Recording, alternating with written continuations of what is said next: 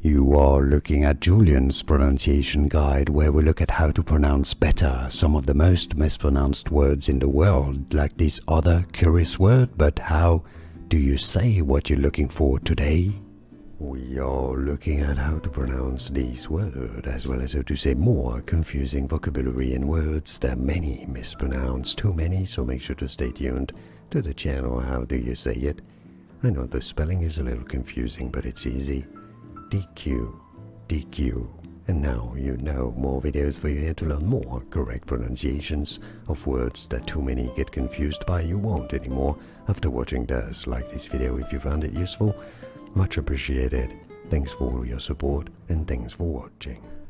Here are more videos on how to pronounce more confusing words and names too many mispronounced. Like this video if you found it useful. I appreciate your support. I'll see you soon and thanks for watching.